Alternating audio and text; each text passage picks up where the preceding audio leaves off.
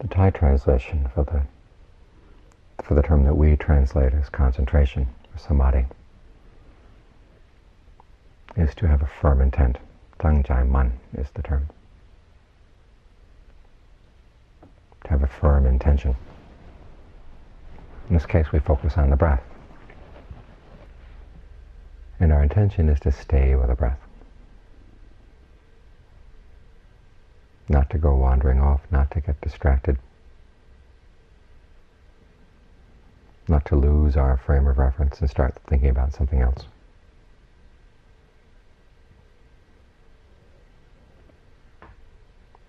And so once you've made that intention, the next step is to keep it firm. You have to protect that intention. It's so easy for it to get lost. Simply think of something else and the intention is gone. So you have to use your mindfulness and alertness to make sure that that intention stays firm, that you really do stay with the breath each time it comes in, each time it goes out.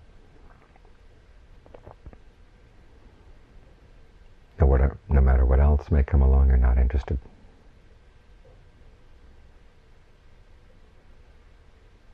If it happens that you do wander off, then you try to establish that intention again. The term establishing is important. In Pali, when they talk about the object of concentration, they use the word support or foundation, something that you stay on top of. It becomes the base of everything else, the base of your awareness. So if you've fallen off the topic, then you bring the mind back and establish it there again. You've got to use your ingenuity as you do this as well. If you simply depend on brute willpower, it doesn't go very far. You want to make the object something that's easy to stay with. Clear enough so you can maintain focus. Comfortable enough so that you like being here.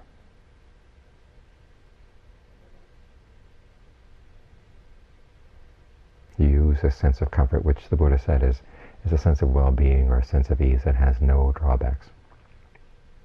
You make it your path. Remember that the Four Noble Truths aren't only about stress and suffering. Tucked away in the fourth truth is right concentration, which has as one of its factors ease. Another factor is rapture. In the first jhana, they're both based on seclusion. In other words, you seclude the mind from other intentions and other thoughts. Seclude it from thoughts of the past, thoughts of the future.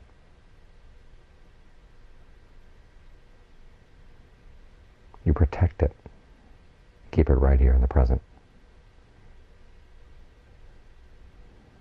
So as you're beginning to settle down with the breath, this activity of protection is very important. You have to be on the lookout for the slightest sign that the mind is beginning to wander off, beginning to lose interest, beginning to get bored, beginning to get distracted. You watch for that and you keep it from happening. Either by changing the way you breathe, changing your focus. Whatever you have to do in order to maintain that intention to stay with the breath.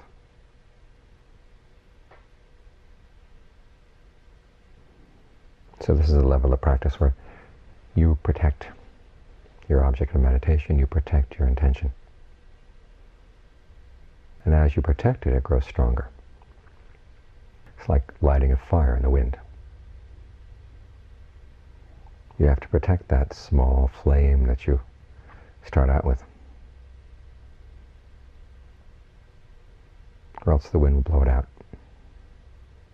So you cup your hands around it.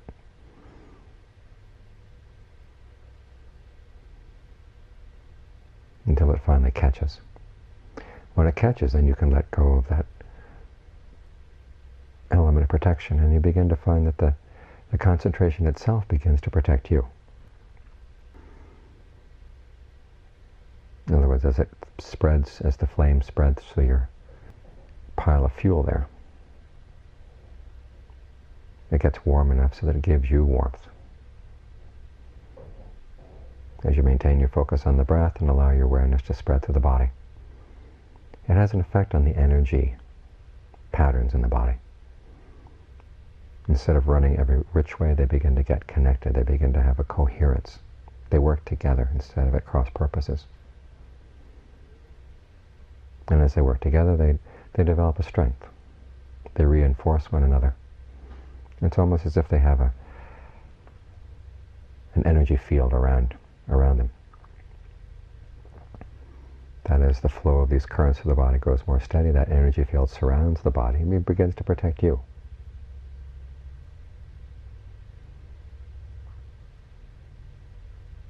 The image they give in the canon is of a solid door made out of hardwood. If you threw a ball of yarn or a ball of string at it, it wouldn't make any impression in the door at all. It would just bounce right off. Unlike the minds of ordinary people, which are compared to clay. You throw a stone into the clay and it makes a huge impression.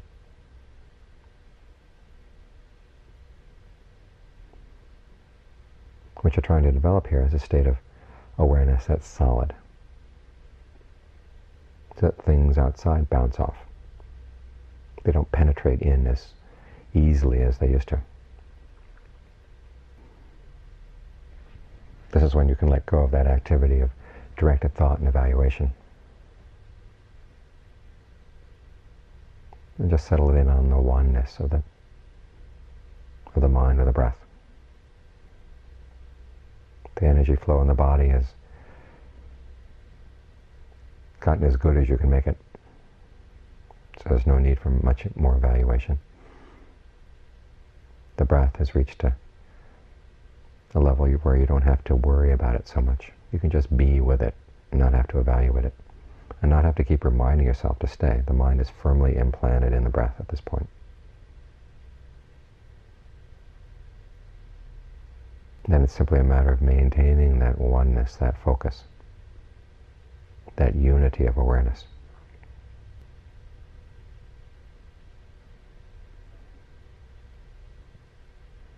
For once things are unified like this for a long time, they begin to separate out on their own.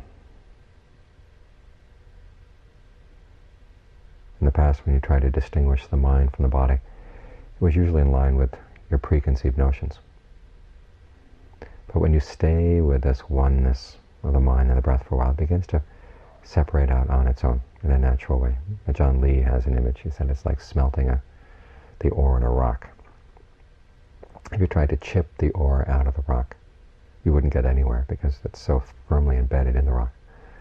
But if you smelt it, you reach the point where the ore melts. It'll flow out of the rock on its own. So the ore will be in one spot, the rock will be another. Not because you chipped at it, but because it naturally reached a separation. It's the same with the state of awareness itself, in its relationship to the object. They have to stay together for a long time with this penetrating effort that you've got here to maintain that sense of oneness.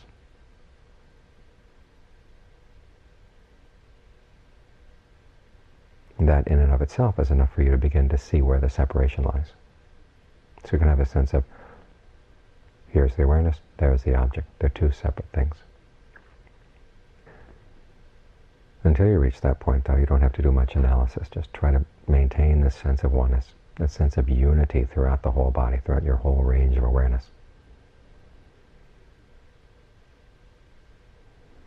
That gives you the foundation that you need. So many times in meditation, we try to skip over the foundation, rush through the various levels so we can get to the nuggets of gold that we want, the insights. And as a result, we lose our foundation. And without a foundation, we never get what we want.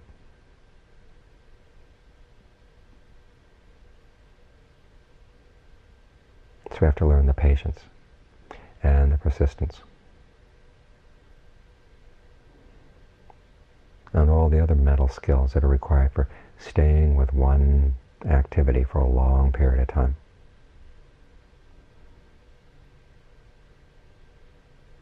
Alert, steady, and still. John Cumdee, one of the Forest Ajahns, compares it to being a hunter. The hunter has to be very still, but very alert all the time.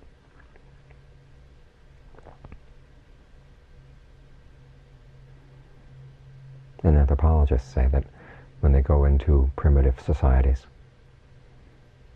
and try to learn the skills of the various members of the society, the hardest one to learn is hunting, because it requires a special kind of awareness.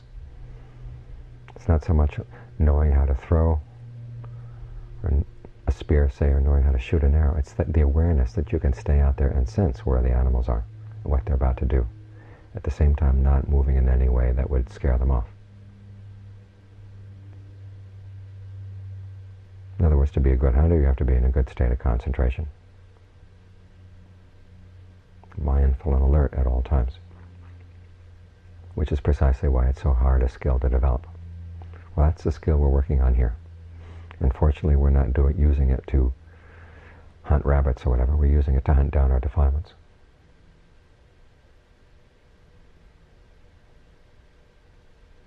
But this is why it's so difficult. That steadiness, that stillness, that alertness all at the same time. These are not skills that would develop in modern society. In fact, if anything, the tendency of modern society is to destroy these skills. So we have to learn not only the skills, but also the proper attitude towards developing skills. Particularly this type of skillful awareness fills the body. The body feels your awareness. They're there together and they're one. And then you just stay there. And use the sense of well-being that comes from staying there to ward off any other distracting thoughts, ward off anything else outside that would pull you away, that would cause the awareness to shrink, that would destroy its quality. When you can do this, you're on the right track. After all, the Buddha said that right concentration is the heart of the Eightfold Path. The other factors are its requisites. The right view, the right resolve, and so on. These are the factors that make the concentration right. But the concentration itself is the heart. So make sure that the heart keeps beating.